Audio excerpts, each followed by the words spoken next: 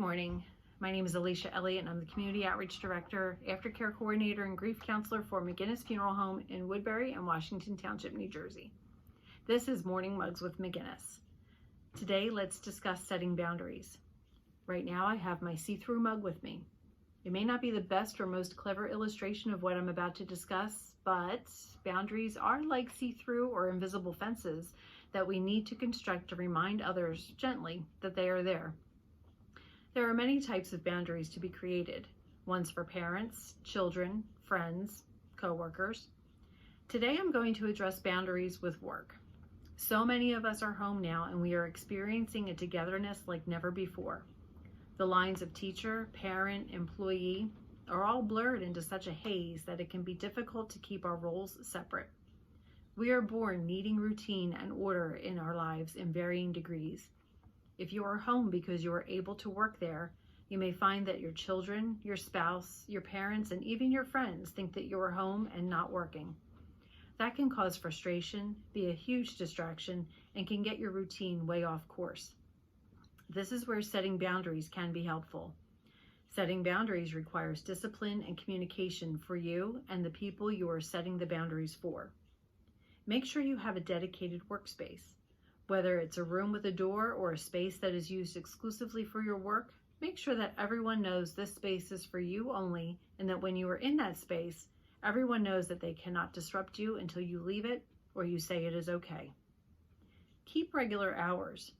People who work from home have a tendency to work longer hours because they don't want to be perceived as not pulling their weight the way they might if they worked in a traditional office setting. But working longer hours or constantly being available after regular work hours can lead to burnout and creative fatigue, and can lead others to think that they can call on you whenever they need, thereby disrespecting your boundaries. It's important to resist the pressure to work longer days, whether it comes from employers or yourself. You can try to keep your old 9 to 5 or 8 to 4 or 10 to 6 shift, or revise your shift to meet the needs of homebound kids or elderly parents. Whatever your circumstances, arrange a schedule that makes sense for you and your employer and stick to it. Take breaks. No one works 8 hours straight without interruption in a traditional office setting. Do what you would do at your regular workplace. Regularly get up and stretch your legs, grab a tea or a coffee. Take a lunch break. If your typical day at the office included conversations with coworkers, keep doing that too.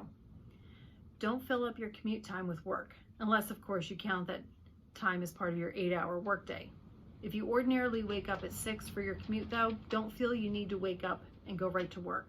Instead, use that time to do something you felt you didn't have time for, like exercising or reading. When you are done your workday, stay done.